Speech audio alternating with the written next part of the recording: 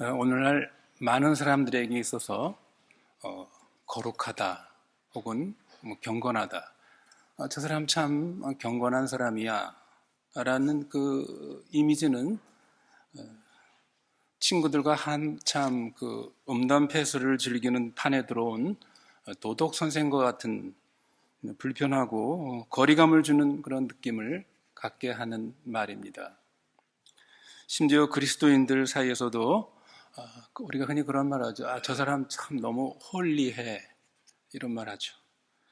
그 말은 인간이라면 결점과 혹은 약점이 어느 정도 있어야지 너무 깨끗하고 고결하면 인간미가 없고 별로 가까이 하고 싶지 않은 그런 의미로 이 거룩 혹은 경건이라는 그런 이미지를 갖곤 합니다. 여러분, 우리가 잘 아는 16세기 종교개혁자 마틴 루터가 있죠. 이 마틴 루터는 우리 기독교 역사뿐만 아니라 서양 문화사에 큰 영향을 끼친 종교개혁을 일으킨 참 영웅적인 인물입니다. 그러나 그 루터의 그 알려진 그의 성향은 매우 화를 잘 내고 아주 다혈질적이고 감정적인 허점이 많은, 실수가 많은 아주 인간적인 사람으로 그렇게 알려져 있습니다. 이 루터에게는 서로에게 아주 좋은 영향을 끼치는 친구가 한 명 있었죠. 멜랑히톤이라는 친구입니다. 이 멜랑히톤은 루터와는 아주 정반대 그 성향의 사람이죠. 아주 매우 냉철하고도 아주 경건한 신학자였습니다. 또 이 멜랑히톤은 아주 철저한 매사에 아주 그 신앙의 양심대로 행동하는 거의 실수를 하지 않는 완벽주의적인 그런 성향의 사람으로 알려졌습니다. 이 도무지 허점이 보이지 않는 친구 멜랑히톤에게 루터가 하루는 농담 겸 핀잔을 주는 그 불평 섞인 말을 합니다. 야, 멜랑히톤, 너도 제발 좀 죄를 지어야 하나님도 너에게 용서할 기회를 주지 않겠니?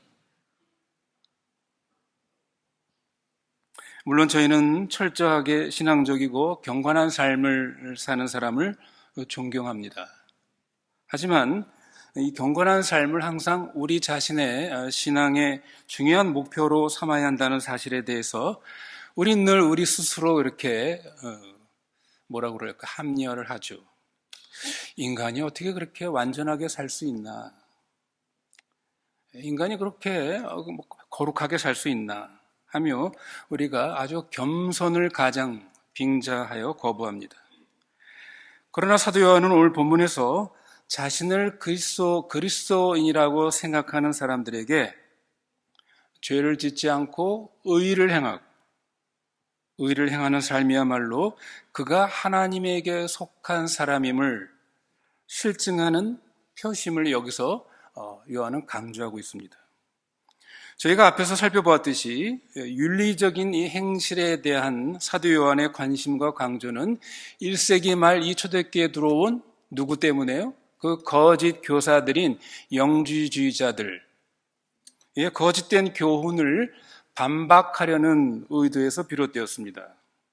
여러분, 영주주의자들이 주장한 그 거짓된 이론 가르침이 뭐라고 그랬죠? 이원론 사상이라고 그랬죠. 이원론 사상을 반박하기 위한 의도였습니다. 여러분, 이원론 사상이라는 것은 결국 자신들의 윤리적인 그러한 그 잘못을, 죄된 행동을 합리화하는 그러한 수단이 되었습니다. 이 영주주의자들의 이원론적 주장이 뭐였습니까? 인간의 육체는 원래 더럽고 악한 것이다. 그러므로 그 육체가 죄를 짓는 것, 그것은 당연한 것이다. 자연스러운 것이다. 영에 속한 사람은 자신의 육체가 짓는 그런 죄와는 아무런 상관이 없는 것이다. 아주 그럴듯한 묘한 사상이고 논리입니다. 그런데 성도 여러분, 이런 비슷한 영주주의적인 생각과 논리가 저희에게도 있을 수 있음을 우리가 주의해야 합니다. 여러분, 우리도 개인적으로나 대표 기도를 할 때 흔히 이런 식의 기도를 하지 않습니까? 우리가 마음은 원이로되 육신이 연약하여 죄를 지었습니다.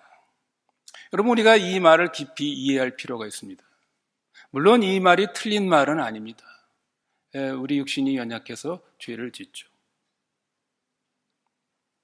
그러나 이것을 우리가 죄를 짓는 것에 대해 그것을 합리화하는 동기로, 이유로, 핑계 도구로 사용된다면 그것은 이 그릇된 영지주의적인 신앙의 행태라고 말할 수 있습니다. 영지주의자들처럼 내가 죄를 지은 것은 원래 내 육신이 악해서 어쩔 수 없다라는 그것이라고 그랬죠. 그러면 여러분, 이러한 태도를 가지면 죄에 대해서 어떤 그 심정 태도를 갖겠습니까? 자기의 죄를 합리화하고 죄에 대해서 무감각한 이러한 태도를 갖게 됩니다. 그러면서 어떻게 해요? 계속 그 죄 가운데 있는 것입니다. 그러나 성도 여러분, 성경은 우리에게 절대로 그렇게 말하고 있지 않습니다. 특히 여러분이 로마서 6장, 집에 가서 로마서 6장을 자세히 읽어보십시오. 이 문제를 잘 다루고 있죠. 우리 육신이 연약하니 죄를 지을 수 있습니다. 그러니 할 수 없이 우리가 죄를 짓자라고 성경은 그렇게 우리에게 가르치지 않고 뭐라고 얘기합니까? 내 육신이 연약하여 죄를 지으니 내 육신을 의지하지 말고 어떻게 하라고 그랬습니까? 하나님을 의지하라. 하나님의 성령을 의지하여 도움을 구하고 그 죄와 싸우라. 그 죄가 내 몸에서 주인 노릇, 왕 노릇 하지 못하게 막아라. 여러분, 이렇게 말하고 있습니다. 여러분, 이게 무슨 말입니까? 여기에는 굉장히 중요한 우리의 교리적인 진리가 그 속에 들어있죠. 여러분, 우리가 예수 믿기 전에는 죄종 사탄의 종이었습니다. 죄가 우리의 왕이었고 우리의 주인 노릇을 하고 있었죠. 그러나 어때요? 예수를 믿고 나서는 이제는 더 이상 죄종 사탄의 종의 신분이 아닙니다. 우리의 신분이 바뀐 것이죠. 이제는 하나님의 자녀로 하나님의 종의 신분으로 바뀌었습니다. 예수 그리스도의 구속의 사역을 통해서 우리는 해방을 받아서 더 이상 우리는 죄의 법, 죄의 세력 아래에 있는 자가 아니라는 것입니다. 이제는 우리가 새 주인과 더불어서 그 옛 주인을 대적하여 싸우라라는 것이 로마서 6장이 우리에게 가르치는 중요한 말씀입니다. 성도 여러분, 이것은 마치 제가 과거에도 이런 예를 많이 들었죠. 이것은 2차 세계대전 때 나치 독일군에게 지배를 받고 있었던 유럽 사람들에게 비유할 수가 있습니다. 히틀러의 독일군이 전 유럽을 점령했죠. 그 지배하에서 온 유럽 사람들은 이 독일군의 명령대로 움직여야 됐습니다. 그러나 우리가 잘 아는 것처럼 노르만디 상륙작전, 그 D-Day라고 그러죠. D-Day의 성공으로 말미암아 2차 세계대전의 전세는 완전히 역전이 되었습니다. 이제는 연합군이 승리자가 됐고 독일군은 패잔병이 된 것이죠. 그런데도 유럽 사람들이 여전히 우리가 나치 독일군의 그러한 세력하에 지배하에 있다고 생각하고 계속 독일군의 지배를 받는 것, 그 명령을 따르는 것, 이것은 잘못된 것입니다. 전에는 독일군 세력에 꼼짝을 못했지만 이제는 독일군을 추격하는 상황으로 바뀐 것입니다. 물론 도망가는 독일군이 도망을 가면서 패잔병으로서 게릴라처럼 산발적으로 연합군과 유럽 사람들을 공격할 수 있고 피해를 입힐 수도 있습니다. 그러나 이 D-Day하고는 전혀 다른 상황이라는 것이죠. 마찬가지입니다.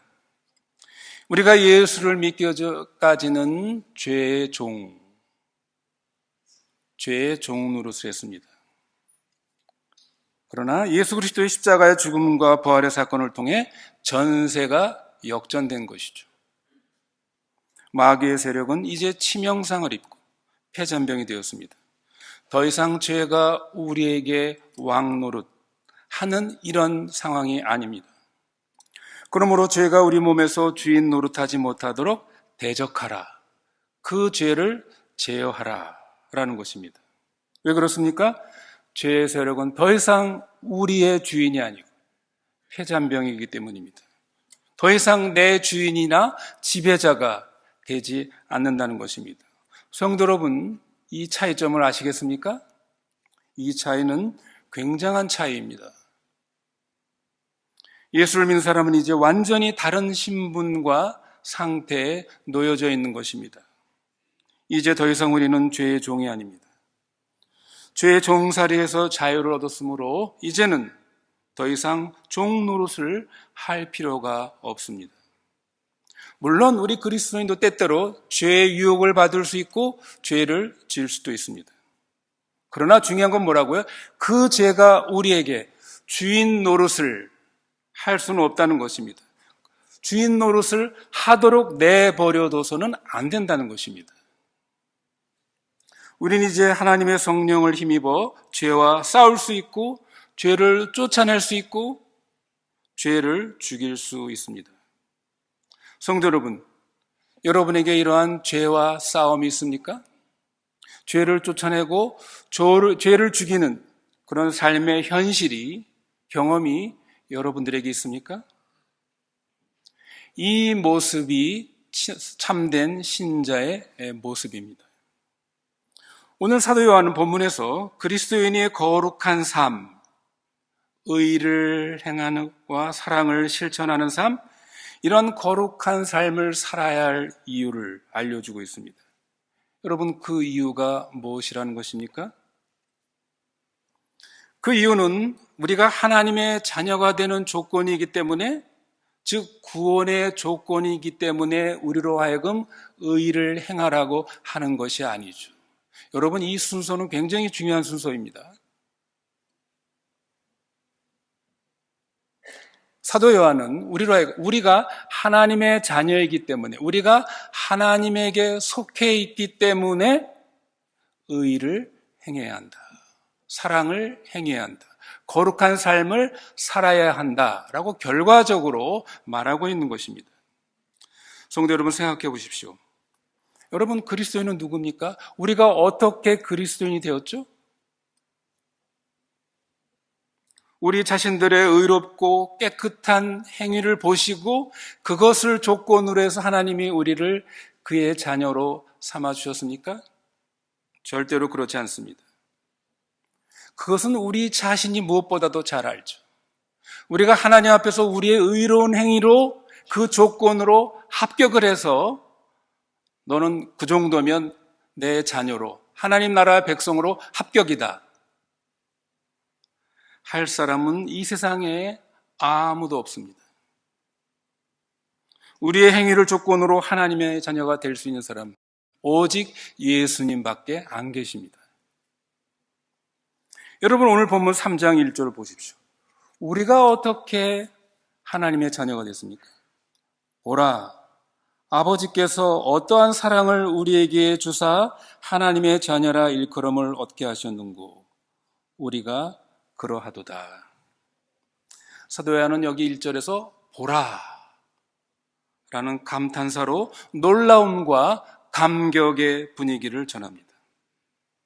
여러분, 도대체 하나님의 그 어떠한 사랑입니까? 우리가 어떠한 사랑으로 하나님의 자녀가 된 것입니까?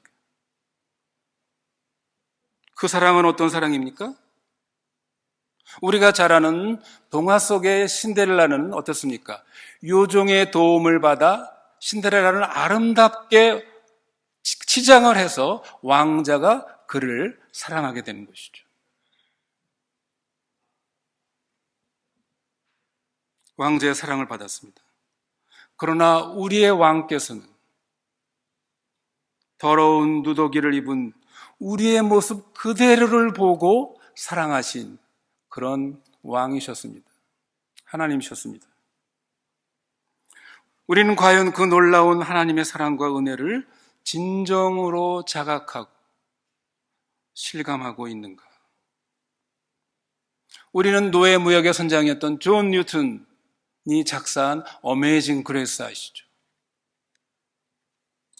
그 놀라운 은혜에 같은 찬송을 부릅니다. 하지만 우리가 하나님의 자녀로 불린다는 사실에 대해 진정으로 놀라움에 감복하고 감사하고 있는가? 그러나 요한은 3장 3절로부터 우리가 하나님의 이 자녀됨의 은혜와 특권이 단순히 형식적인 칭호가 아님을 강조하고 있습니다. 여러분, 우리가 하나님의 그 놀라운 사랑으로 하나님의 자녀가 된 이 자격, 이 신분은 벽장 속에 있는 그런 운전면허증이 아닙니다. 그것은 오늘 사도 요한은 우리의 실제 삶에서 우리가 하나님의 크신 사랑으로 하나님의 자녀가 됐다는 그 실증을, 증거를 보여야 된다는 것입니다. 그것이 보여지지 않으면 내가 하나님의 자녀라, 내가 하나님에게 속한 자라는 것, 그거 분명하게 말할 수 없다. 이런 것입니다. 우리의 삶 속에서 참된 하나님의 자녀로서의 그 변화가, 존재의 변화가 반드시 있어야 된다는 것이죠. 왜냐하면 우리가 하나님의 자녀라 불리는 것은 실질적으로 그러한 존재가 되었기 때문입니다. 그저 명목상으로, 이론상으로 우리 하나님의 자녀가 된 게 아니라 실제로 우리가 하나님의 자녀가 된 그 존재의 변화가, 신분의 변화가 우리의 삶 속에서 증거돼야 된다, 나타나야 된다는 것입니다. 물론 이 변화의 완성은 현재 완벽하게 이루어지지 않습니다. 여러분 3장 2절에 뭐라고 되어 있습니까? 그가 나타나실 때, 다시 말해서 예수님의 재림, 미래의 재림의 완성으로 우리에게 완전한 하나님의 자녀로서의 완전한 그 수준의 변화가 그때 완성될 것입니다. 그럼에도 불구하고 오늘 사도 요한이 말하는 것은 하나님의 그 크신 사랑으로 하나님의 자녀의 신분을 얻은 우리가 어떻게 해요? 현재의 삶 속에서 반드시 그러한 변화가 나타나야 한다는 것을 강조하고 있는 것입니다. 그러면 우리가 하나님의 자녀가 된 이 존재의 변화, 실질적인 경험, 증거는 무엇이라고 말하고 있습니까? 오늘 본문에서 요한은 그 증거를 한마디로 의를 행하는 삶, 죄를 짓지 않는 삶, 거룩한 삶의 현실로 나타나야 한다고 말하고 있습니다. 2장 29절을 보십시오. 의를 행하는 자라고 말하고 있죠. 또 3장 3절을 보십시오. 자기를 깨끗하게 한다. 6절에 범죄하지 아니하나니, 7절에 의를 행하는 자, 9절에 죄를 짓지 아니하나니. 여러분, 이런 일을 행하는 사람을 누구라고 얘기하고 있다고요? 3절에, 2장 29절에 그에게서 난 줄을 알리라. 또 3절에도 주를 향하여 소망을 가진 자라는 것입니다. 6절에도 그 안에 거하는 자, 7절에 자녀들아, 9절에는 하나님께로서 난 자. 그러니까 하나님께로서 난 자, 소망을 가진 자, 하나님의 자녀들과 밀접하게 뗄래야 뗄 수 없는 그 관계 속에 있는 게 뭐라고요? 전부 의를 행하는 자, 죄를 짓지 않는 자, 범죄하지 아니하는 자, 자기를 깨끗하게 하는 자, 이것이 아주 밀접하게 관련되어 있다는 것을 사도 요한이 여기서 강조하고 있습니다. 그러면 그 반대는 무엇입니까? 사도 요한은 오늘 3장 10절에서 무엇을 말하고 있습니까? 의를 행치 아니하는 자, 그 형제를 사랑하지 아니하는 자, 이런 사람을 어떤 사람이라고 규정하고 있습니까? 놀랍게도 이런 사람은 하나님께 속하지 아니한 자라고 얘기합니다. 심지어 마귀의 자녀들이라고 이렇게 규정하고 있습니다. 그러므로 우리는 이 죄를 짓지 않고 의를 행하는 삶, 형제를 사랑하는 삶, 이러한 거룩한 삶이 얼마나 우리의 신앙 속에서 중요한 의미를 갖는지, 심각한 문제인지를 특히 요한은 오늘 본문에서 강조하고 있는 것입니다. 물론 이러한 강조는 앞에서 말씀드린 것처럼 사도 요한이 이 초대교회에 들어온 영지주의자들의 그릇된 가르침에 대한 반박에서 시작되었지만 동시에 이것은 오늘 우리 그리스도인들에게도 아주 중요한 신앙의 핵심이기도 하기 때문입니다. 여러분, 예수님이 오신 가장 큰 목적이 뭡니까? 오늘 본문에 죄를 멸하기 위해서라고 그랬습니다. 죄를 없이 하기 위해서, 죄 문제를 해결하기 위해서 예수님이 오셨다고 분명히 말하고 있습니다.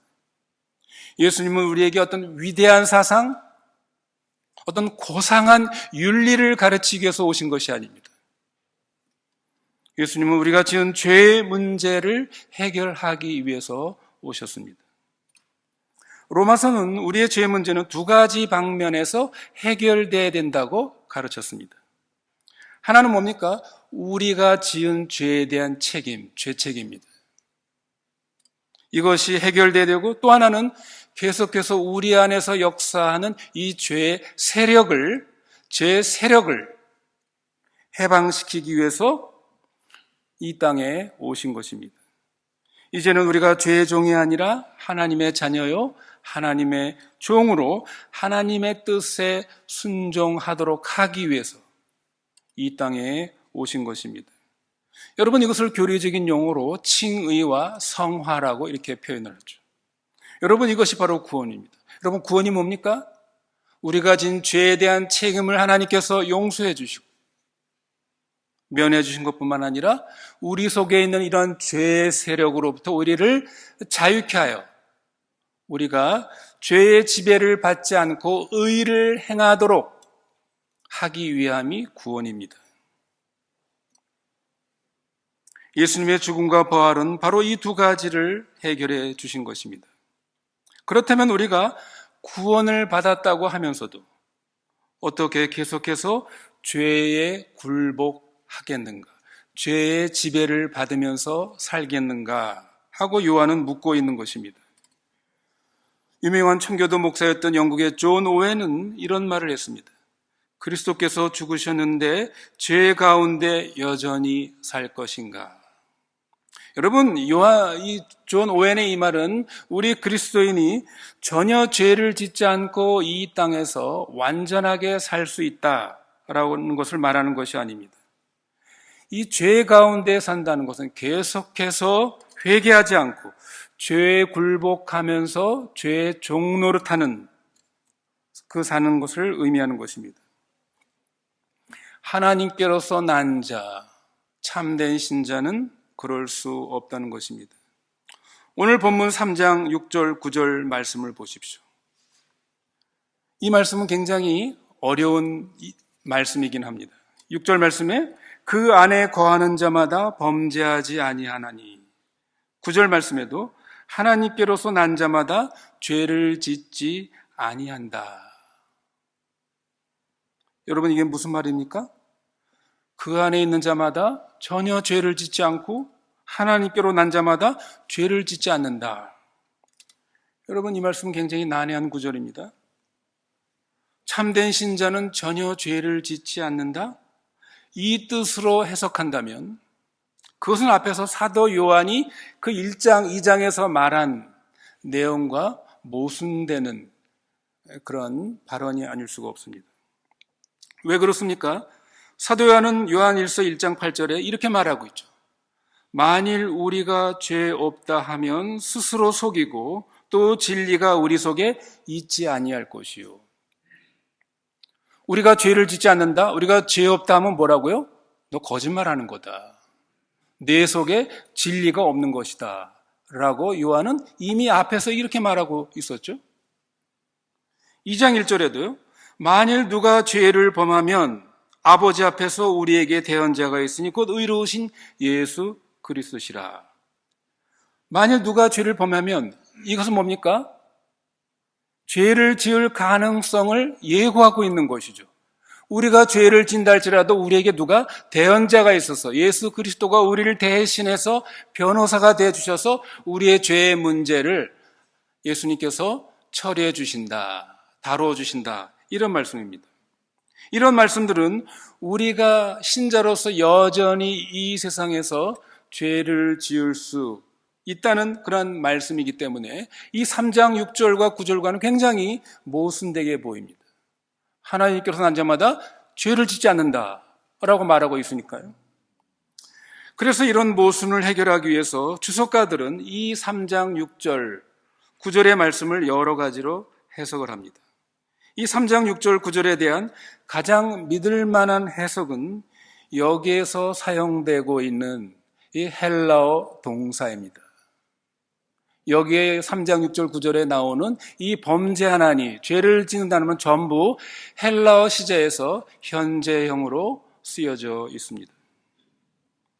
여러분, 헬라어의 현재 시제는 계속적인 상태와 조건을 의미합니다.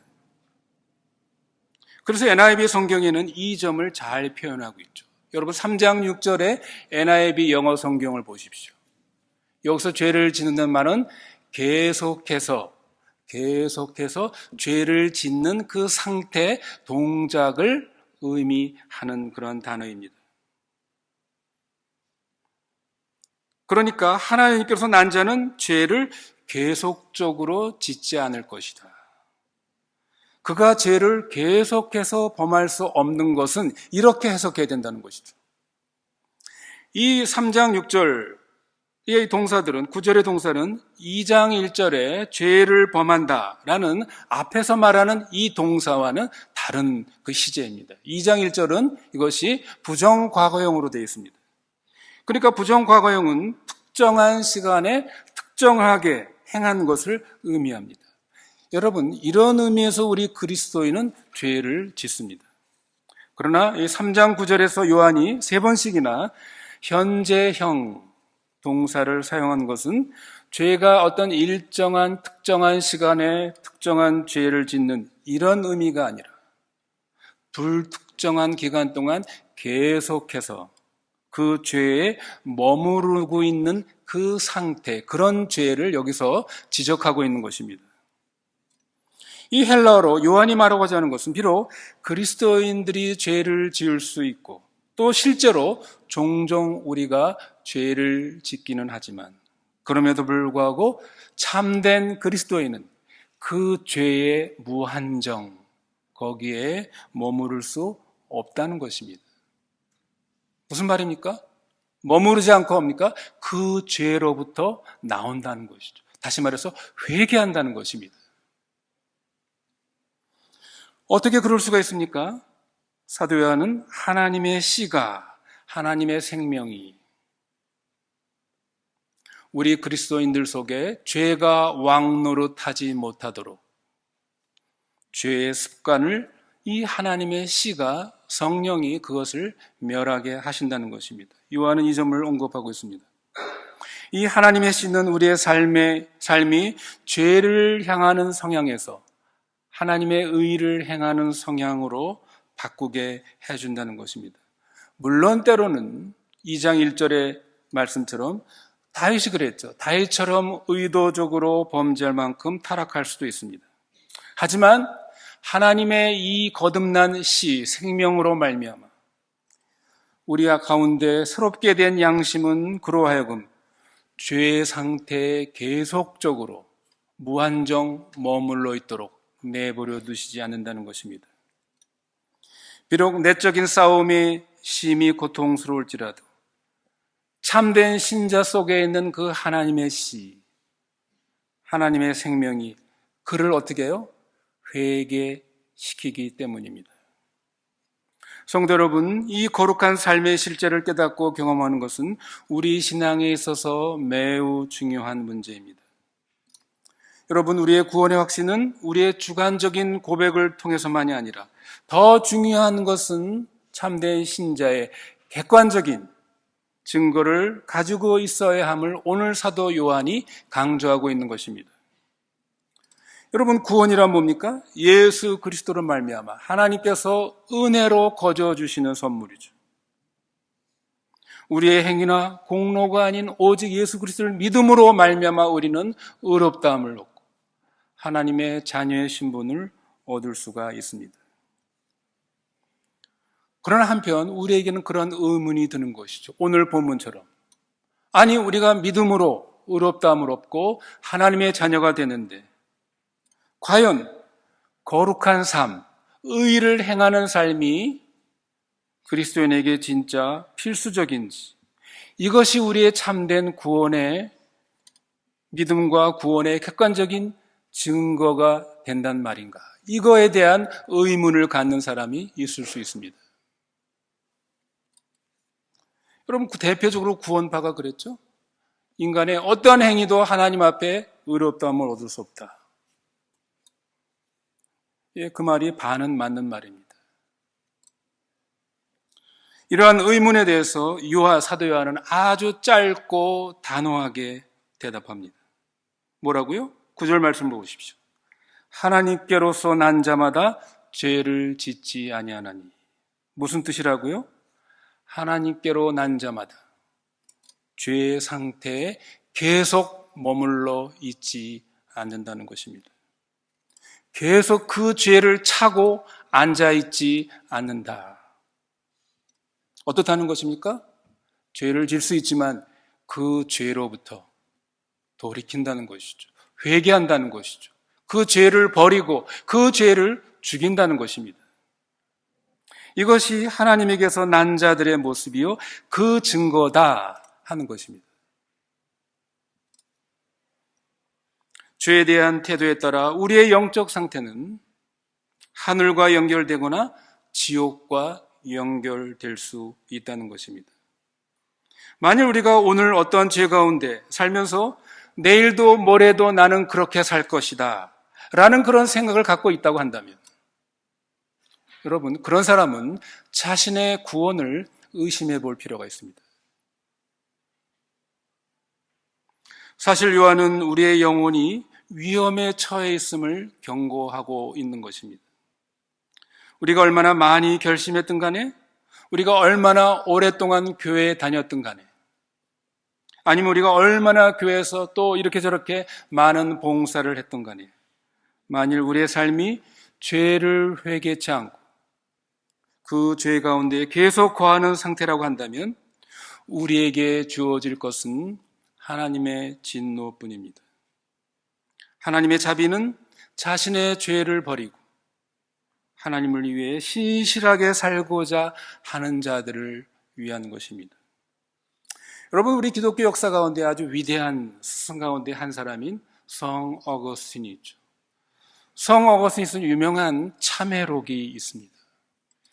어거스틴은 그 참회록에서 자신의 과거의 상태를 이렇게 고백했습니다. 자신의 과거의 방탕한 과거입니다. 제게 순결한 마음과 자제력을 주시되 아직은 주지 마옵소서. 자기가 하나님 앞에 그렇게 기도했다는 것입니다. 내가 간절히 순결한 마음과 자제력을 나는 간절히 원하지만 그러나 지금은 주지 마십시오. 그는 거룩해지기를 원했지만 잠시 보류한다는 것이 오랜 기간을 허비한 결과를 낳았다고 고백했습니다. 나는 탐욕을 제거하기를 원치 않았고 도리어 실컷 채우기를 원했다라고 그는 고백했습니다. 그러나 어거스틴은 이런 걸 나중에 깨닫게 되는 것이죠. 제게 순결한 마음과 자제력을 주시되 아직은 주지 마소서 하고 외치는 한 내 자신이 구원받지 못한 상태임을 나는 알게 되었다. 또한 그는 주여 제게 순결한 마음과 자제력을 지금 주소서 하고 진심으로 내가 말할 수 있기 전에는 내가 그리스도인이 될 수 없었다라는 것을 그는 고백하고 깨달았습니다. 성도 여러분, 오늘 본문을 통해 사도 요한은 죄를 회개하지 않고 습관적으로 계속적으로 죄를 짓는 사람들을 하나님께 속하지 않았다라고 경고를 하고 있습니다. 영국의 청교도 설교가인 윌리엄 거널도 이렇게 말했습니다. 그대가 거룩한 삶을 통해 자신의 혈통을 증명할 수 있기 전까지는 하나님께로서 낳았다거나 그대의 혈관 속에 왕족의 피가 흐르고 있다고 말하지 말라라고 경고했습니다. 여러분, 우리는 믿음으로 하나님의 자녀, 왕 같은 제사장들이라고 우리는 그렇게 믿고 있습니다. 그렇게 자부합니다. 그렇게 고백합니다. 그러나 윌리엄 거널은 뭐라고요? 그대가 거룩한 삶을 통해 자신의 혈통을 증명할 수 있기 전까지는 하나님께로서 났다거나 그대의 혈관 속에 하나님의 그 로얄 패밀리의 피가 흐르고 있다고 말하지 말라. 마지막으로 사도 요한은 3장 7절에서 이렇게 말합니다. 아무도 너희를 미혹하지 못하게 하라. 아무도 너희를 혼동시키는 것, 혼란에 빠뜨리지 못하게 하라. 라는 이러한 경고를 주의를 부탁하고 있습니다. 여러분, 사도 요한이 여기서 너희로 하여금 너희를 미혹하지 못하게 하라. 뭐를 미혹한다는 겁니까? 여기서 미혹의 의미가 뭡니까?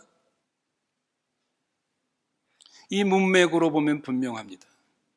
회개하지 않고 계속 어떠한 죄 가운데 머물러 있으면서도 괜찮다. 이것은 내 구원과 아무런 상관이 없다. 내가 그리스도인인 것과 내가 지금 이 죄 가운데 있는 것과는 아무런 상관이 없다. 괜찮다. 우리는 믿음으로 구원을 받는 거다. 여러분, 이게 뭐라고요? 이게 미혹하게 한다는 것입니다. 거기에 속지 말라는 것입니다. 그렇게 우리를 설득하려는 자들을 조심하라. 그런 사상이나 가르침에 속지 말라. 혼동하지 말라는 것입니다. 말씀을 맺습니다. 오늘 본문을 통해 사도 요한은 하나님의 그 자녀됨의 증거, 우리가 하나님에게 속한 증거, 그것을 단지 우리의 신앙 고백으로 판별할 수 없음을 분명히 하고 있습니다. 왜냐하면 실제로 그리스도인이 아니면서 그리스도인인 채 하는 사람들이 세상에 교회 안에 많이 있기 때문입니다. 실제는 그리스도인이 아니요 그들 삶에 전혀 거듭남의 증거가 없으면서 같지 않은 사람들이 자기 스스로를 그리스도인이라고 자처하고 있습니다. 그들이 그리스도인으로 구원받은 사람들로 자처하는 이유가 무엇입니까? 그들 삶의 진정한 거룩한 삶, 의를 행하는 삶, 형제를 사랑하는 삶, 죄를 회개하고 돌이키는 삶의로의 전환, 진전이 그에게서 보이기 때문에 내가 그리스도인이라 자처하는 것입니까? 아니면 나는 불교 신자도 아니요, 나는 이슬람 교도도 아니요, 나는 힌두교인도 아니요, 심지어 나는 무신론자도 아니고 나는 기독교라는 종교를 믿는 기독교인이 아닌가. 그렇기 때문에 나는 참된 그리스도인인가? 우리 스스로에게 질문해 보십시오. 이런 사람에게 요한은 오늘 본문을 통해서 아주 어두운 경고를 바라고 있습니다.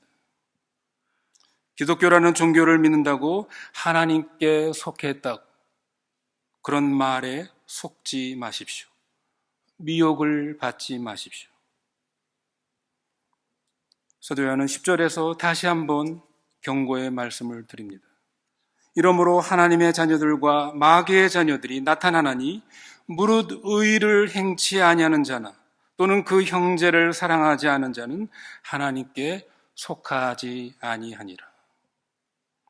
사도 요한의 이 말씀은 아직 거듭나지 못한 자들에게 각종 죄에서 돌이켜 구주를 찾으라는 그런 경고입니다. 이 경고에 귀를 기울이시는 저희 모두가 되시기를 바랍니다.